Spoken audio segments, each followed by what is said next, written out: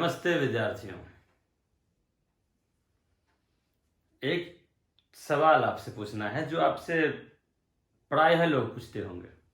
जो बड़े लोग होते हैं ना घर में, वो प्रायः ऐसा सवाल ऐसा पूछते हैं। आपको समझ में तो आ गया होगा, पता चल गया होगा मैं क्या पूछने वाला हूँ। जब कोई आपके घर में कोई गेस्ट आते हैं, फूफा आ जाए, मौसा आ जाए, नहीं बच्चे लोगों से सवाल कैसा आता है, वो तो पहले आपके पापा मम्मी से बात करते रहते हैं। वहीं जब आप आए, प्रणाम किए, तो उनके मुंह से खुश रहो के पहले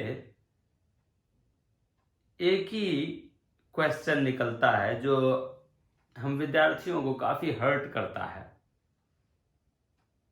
टॉर्चर करता है। सवाल कौन सा होता है? तब पढ़ाई कैसे चल रही है, यही ना। ये बातें बचपन से सुनते सुनते इरिटेट हो गए हम लोग। जब भी कोई बड़े हो तो बड़ा होने का बड़ा अजीब सा फर्ज निभाता है, डायरेक्ट इमोशनल क्वेश्चन कर देता है। पढ़ाई कैसी चल रही है, क्या करना चाहते हो, इंटर के बाद क्या करोगे?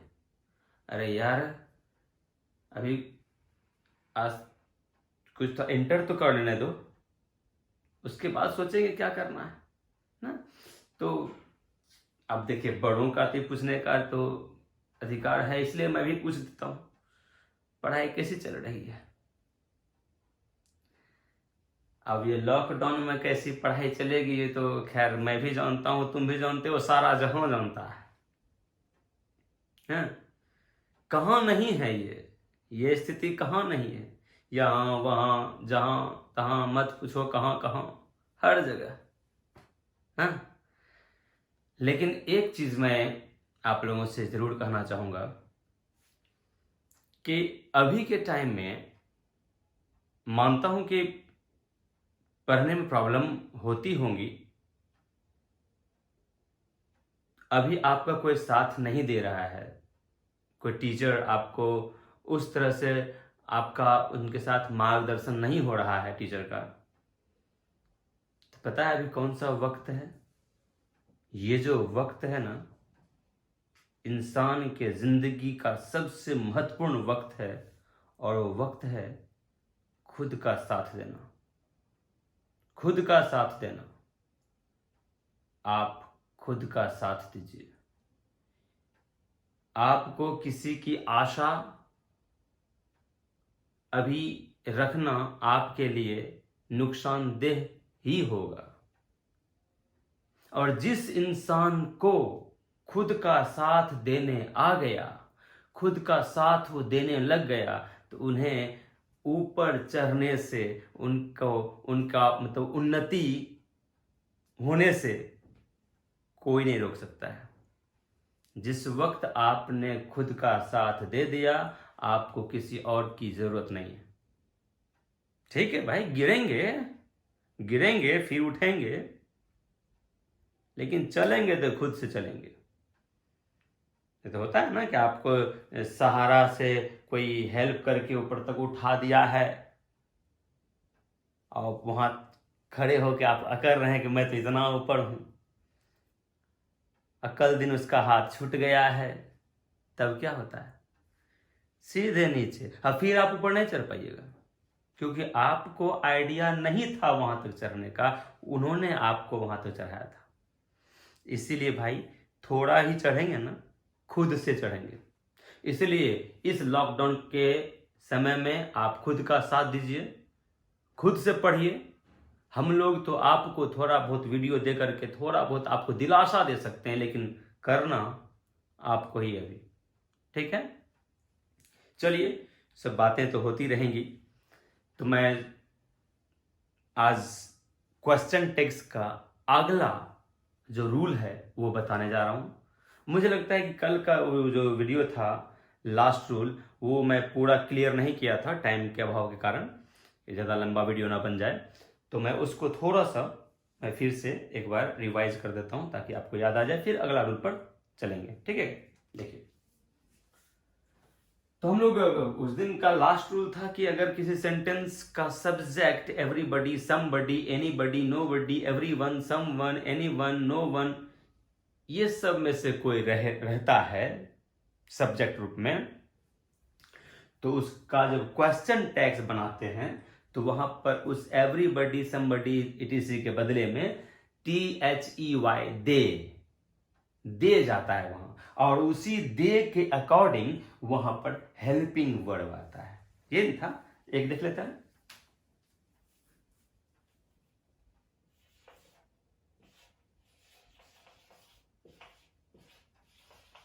Everybody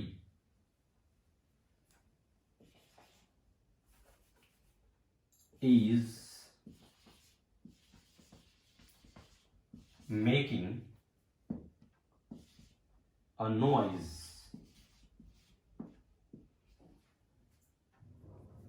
Everybody is making a noise. आपको इसका क्वेश्चन टैग्स बनाना है, तो आपको पता है क्वेश्चन टैग्स बनाने का नियम, कई बार बता चुका हूं। Helping verb subject, helping verb subject, बस इंट्रोगेटिव ना। तो इसका हेल्पिंग वर्ब क्या है? इज है। अब इज को यहां लाने की बात हो रही है।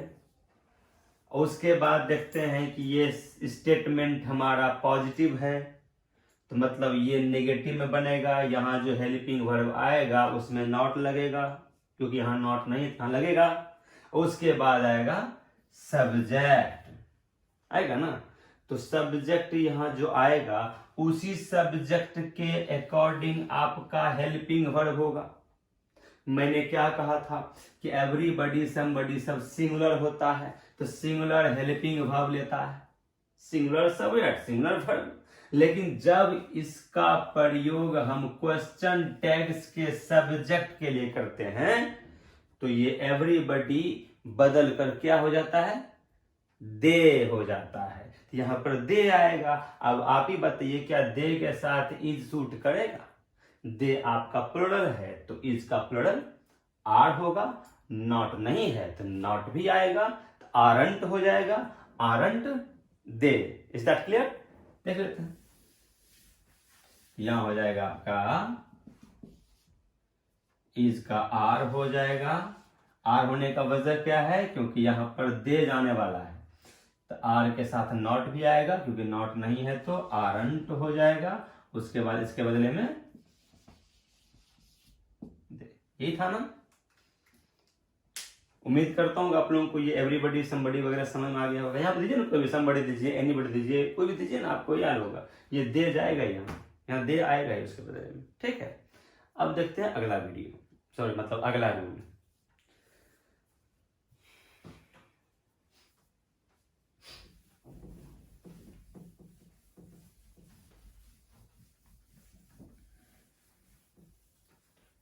अगला जो रूल है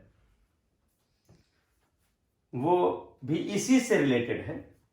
अभी जो हम लोगों ने पढ़ा कि यहां सब्जेक्ट कुछ और रहता है और क्वेश्चन टेक्स्ट का सब्जेक्ट कुछ और हो जाता है, उसी से रिलेटेड है। अभी तक हम लोग पढ़ा everybody, everyone, somebody, someone, anybody, anyone, nobody, known. आप बडी और वन पढ़ रहे थे, अब वहां पर बडी और वन को हटा के थिंग लगा दीजिए, THING, थिंग।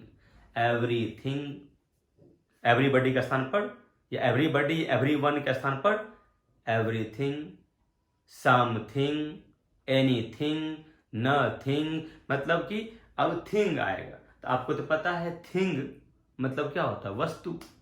वस्तु आपका सजीव की निर्जीव? ऑब्वियसली निर्जीव।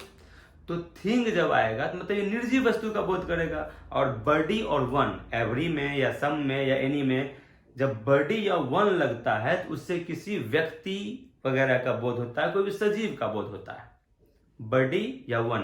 ठीक है ना। एवरी के साथ ये बडी लगाओ या वन लगाओ, बडी लगाओ या वन लगाओ, एवरी के साथ या एनी के साथ या सम के साथ या नो के साथ, किसी के साथ भी बडी या वन लगाओ तो उससे व्यक्ति विशेष का बोध होता है। अगर यहीं एवरी में या सम में एनी में जो है हम अगर थिंग लगा देंगे, हम जानते हैं कि थिंग का मतलब होता है वस्तु। तो अब एवरी थिंग कहो या सम थिंग कहो या एनी थिंग कहो, नथिंग कहो, सब वस्तु को बोध करेगा। ठीक, तो अगर आपके सब्जेक्ट के रूप में आपका कोई सेंटेंस है, उसके सब्जेक्ट के रूप में अगर एवरीथिंग, समथिंग, एनीथिंग, नथिंग का प्रयोग हो, तो उस सेंटेंस का जब क्वेश्चन टैग्स बनाते हैं, उस सेंटेंस का जब क्वेश्चन टैग्स बनाते हैं, तो एवरीथिंग, समथिंग, एनीथिंग, नथिंग सब के बदले में यहां पर इट का प्रयोग होता है। क्यों इट? इट किसके लिए होता है? वस्तु के लिए। इसीलिए क्योंकि वस्तु है ना जी, थिंग। यहां पर तो हम नहीं कर देंगे ना कोई आदमी का बोध, क्योंकि वस्तु की बात कर रहा है। एवरीथिंग इज गुड कहते हैं, एवरीथिंग इज गुड। तो एवरीथिंग क्या? सब लोग अच्छा है, सब चीज अच्छा है, हर चीज अच्छा है, हर वस्तु अच्छा है। तो वो इसका ये मतलब हो रहा है। तो यहां पर थिंग है, इसलिए इसके लिए ईट का प्रयोग होता है। ठीक, तो ये भी होता है सिंगुलर। एवरीथिंग कहो कि समथिंग कहो कि एनीथिंग कहो कि नथिंग कहो कि एवरीबॉडी कहो कि समबडी कहो कि एनीबॉडी, ये सब सिंगुलर ही होता है। जिसमें एवरी या एनी या सम लग गया वो सिंगुलर ही होगा। ठीक, तो everything, something, anything, nothing, everybody, somebody, anybody, nobody, no one, everyone, ये सब सिंगुलर होता है। तो सिंगुलर होता है तो सिंगुलर वर्ब लेगा, इज लेगा या वाज लेगा, मतलब सिंगुलर वर्ब लेगा, जो भी लेगा। और जब इसका क्वेश्चन टैग्स बनाते हैं तो इसके बदले में क्या जाता है? ईट जाता है। तो ईट भी तो सिंगुलर है, ये भी सिंगुलर है, सिंगुलर वर्ब लिया है, तो ये भी तो सिंगुलर ही है। उसमें क्या था? एवरीवन, समवन, एवरीबॉडी, समय क्या था? यहां होता था सिंगुलर, इसके बदले यहां जाता था दे हो जाता था प्लुरल। यहां सिंगुलर, यहां प्लुरल हो जाता था। इसलिए हेल्पिंग वर्ब अपने अपने अनुसार लेता था। ये सिंगुलर तो सिंगुलर लेता था, ये प्लुरल तो प्लुरल लेता था। लेकिन यहां क्या है? ये भी सिंगुलर, ये भी सिंगुलर, मतलब सेम हेल्पिंग वर्ब रह जाएगा, सेम हेल्पिंग वर्ब रह जाएगा, बदलने को जरूरत ही नहीं है, क्योंकि ये भी सिंगुलर सिंगुलर ही लेगा ना। तो जरा देखा जाए, आपका अगला रूल जो है मैं बताता हूं कैसे होता है।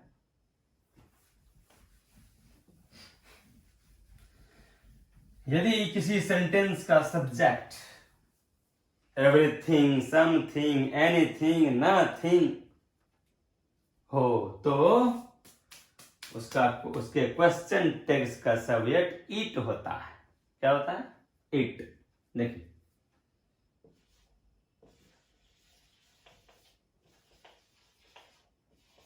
Everything,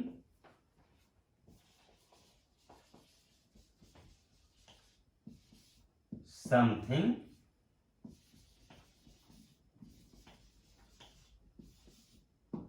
anything,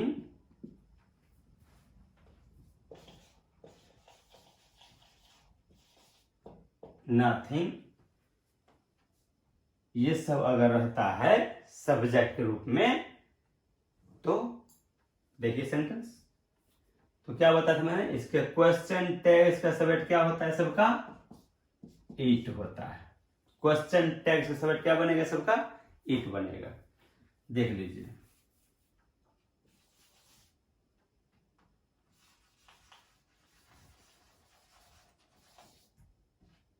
something is smelling,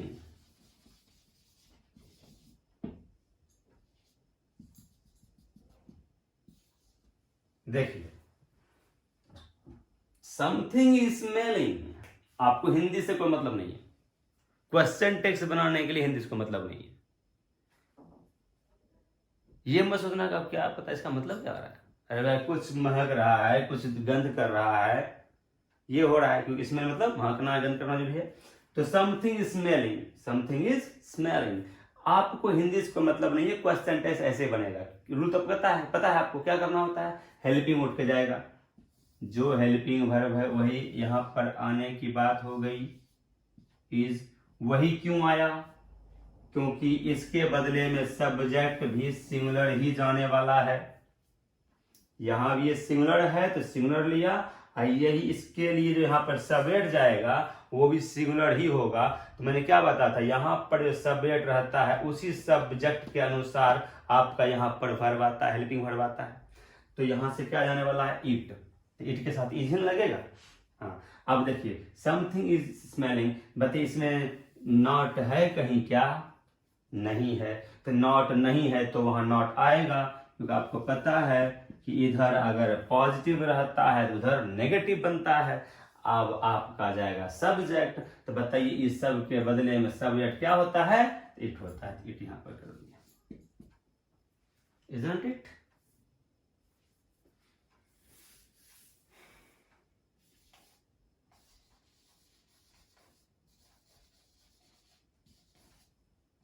everything is good. चलिए वहां वॉज कर देते, कोई अरे हमेशा इजी क्या, कोई और ले लेते हैं। एवरीथिंग वॉज नॉट गुड, मान लीजिए लिखा है एवरीथिंग वॉज नॉट गुड, सब कुछ अच्छा नहीं था। एवरीथिंग सब कुछ, वॉज था, नॉट नहीं, गुड अच्छा, सब कुछ अच्छा नहीं था। Everything was not good. अब इसका क्वेश्चन टेक्स्ट बनाना है, तो क्वेश्चन टेक्स्ट बनाने के लिए हेल्पिंग वर्ब, वॉज है हेल्पिंग वर्ब, तो वॉज यहां आ गया। अब देखना है कि ये नेगेटिव में है कि पॉजिटिव में है। देख रहे हैं नॉट लगा है, मतलब नेगेटिव में है, तो वहां नॉट लगेगा नहीं, क्योंकि उसको पॉजिटिव बनाना होगा, क्योंकि ये नेगेटिव है तो ये पॉजिटिव बनेगा ना, तो वाज का वाज ही रह जाएगा, नॉट लगेगा नहीं। आ जाएगा सब्जेक्ट, आपको पता है इस समय किसी के बदले में सब्जेक्ट क्या जाता है, क्लियर। तो ये आपका अगला रूल था। नेक्स्ट रूल,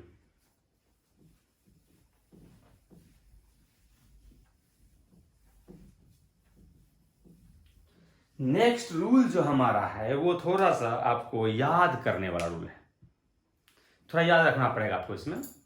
अब याद क्या रखना पड़ेगा बता देता हूं कि कुछ ऐसे, देखिए आप जानते हैं कि कोई भी सेंटेंस जब निगेटिव होता है सेंटेंस तो उसमें नॉट लगा होता है ना। आप कैसे पता करते हैं कि ये सेंटेंस निगेटिव है कि अफर्मेटिव है, नॉट रहता है तो निगेटिव हो जाता है ना।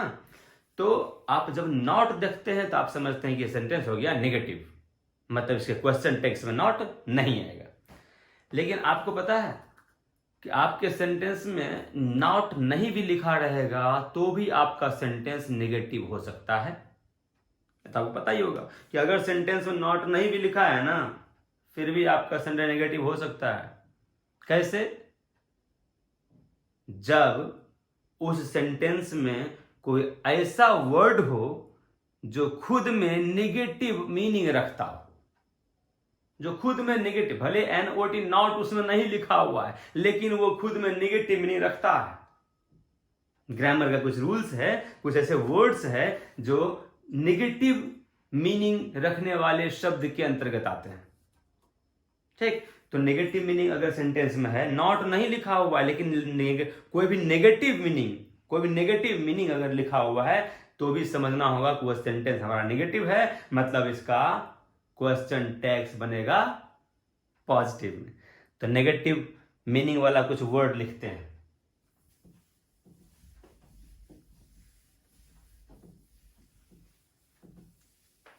ये आपको याद करना पड़ जाएगा, थोड़ा याद कर लीजिएगा कौन सा वर्ड है।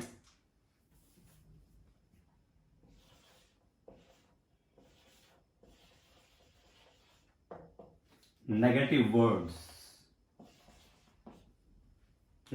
देख लेते हैं। जैसे आप कहते हैं नो वन, इसको सटाओगे तो यही कहलाता है आपका नन, ओके। नथिंग, ठीक है। अंटिल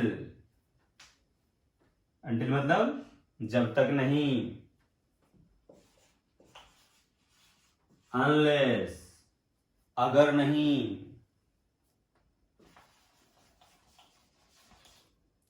नीदर,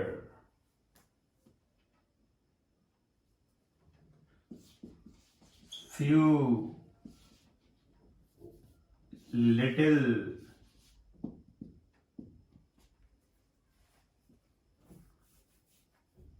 few हो गया, little हो गया, उसके बाद आपका आ जाएगा scarcely, hardly, seldom,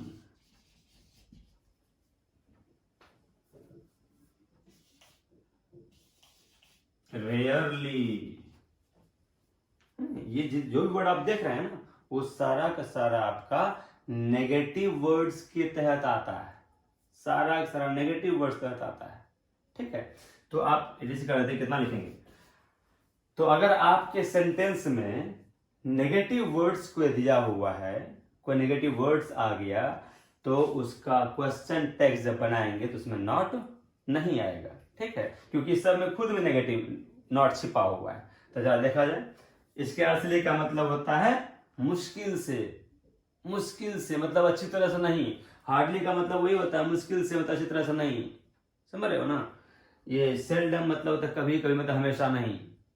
रेयरली मतलब यदा कदा, कहीं कहीं, मतलब हर जगह नहीं, मतलब सब एक तरह से नहीं छिपा हुआ है। ठीक, ये देखो फ्यू, फ्यू का मतलब होता है ना के बराबर, थोड़ा कुछ, ना के बराबर। लिटिल का मतलब ही ना के बराबर, थोड़ा सा, ना के बराबर कोई यूज ना हो सके। ये सब आपका नेगेटिव मीनिंग देने वाले वर्ड्स हैं। अब देखिए मैं सेंटेंस में इसमें से किसी एक का यूज करता हूं।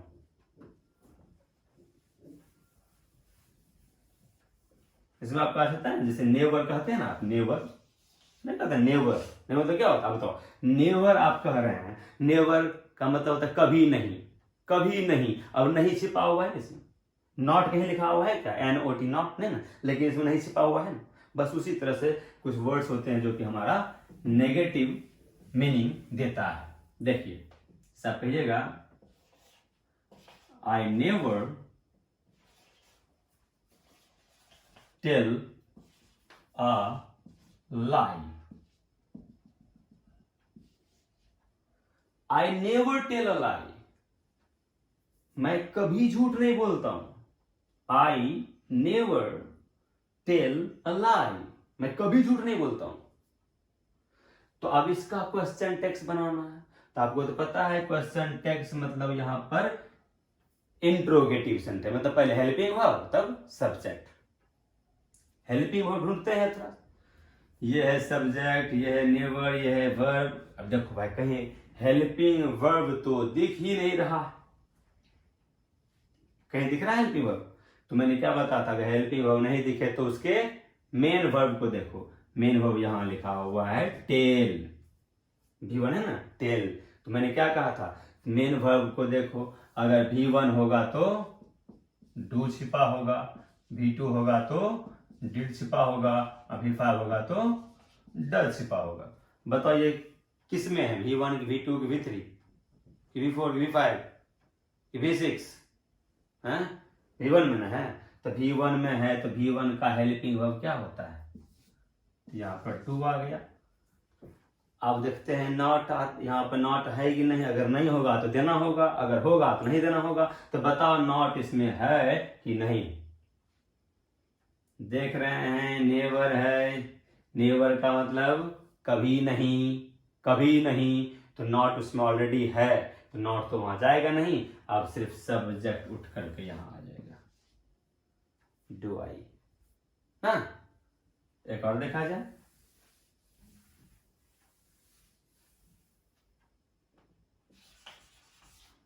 my daughter scarcely speaks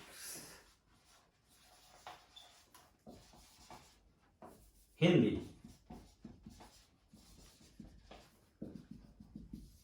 My daughter scarcely speaks Hindi. मेरी बेटी मुश्किल से हिंदी बोलती है, मुश्किल से हिंदी बोलती है, मतलब अंग्रेजी बोलती है ना अच्छे से। आखिर मेरी बेटी होगी, तो my daughter scarcely speaks Hindi. अब आपको इसका क्वेश्चन टेक्स्ट बनाना है। तो क्वेश्चन टेक्स्ट बनाना है तो आपको पहले हेल्पिंग वर्ब की आवश्यकता होगी। तो हेल्पिंग वर्ब ढूंढना है, अगर नहीं मिलेगा तो मेन वर्ब को देखेंगे। हम देख रहे हैं कि माय डॉटर स्पीक्स हिंदी का हेल्पिंग वर्ब नहीं है, तो मेन वर्ब देखेंगे। एस लगा हुआ है मतलब V5 है, और V5 का हेल्पिंग वर्ब क्या होता है?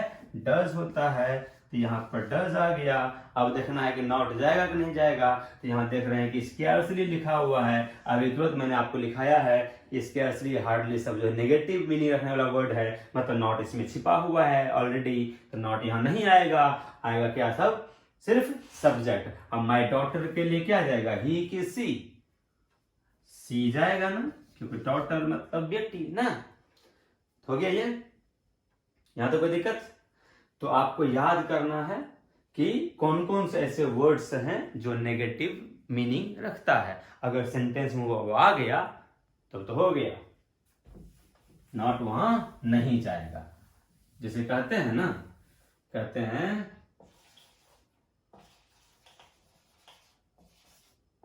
Nothing is impossible, nothing is impossible, कुछ भी असंभव नहीं है। नथिंग इज इम्पॉसिबल, कुछ भी असंभव नहीं है। That means everything is possible. तो अब इसका क्वेश्चन टेक्स्ट बनाना है। तो हेल्पिंग वर्ब जाएगा पहले, यहां है मौजूद, इज लिख दिए। अब देखना है नॉट उसमें आएगा कि नहीं आएगा, क्योंकि यहाँ नॉट अगर होगा तो उसमें नहीं आएगा। यहाँ देख रहे नथिंग लिखा हुआ है, मतलब ये पहले से नॉट वाला वर्ड है।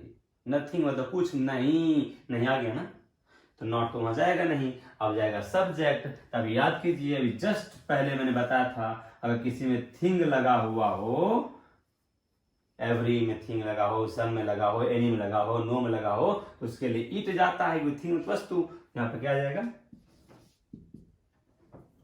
तो nothing is possible, is it? Nothing is impossible, is it? कुछ भी असंभव नहीं है ना, इसका मतलब हो रहा है ना। तो मुझे लगता है कि आपको आज का वीडियो समझ में आ गया होगा, और आप शायद अपने दोस्तों को आप शायद बताते नहीं हैं। वो मुझे बार बार कॉल करते हैं, अलग अलग नंबर से कॉल आते रहता है, दिन भर परेशान रहता हूँ कि सर कब दे रहे हैं क्लास ऑनलाइन।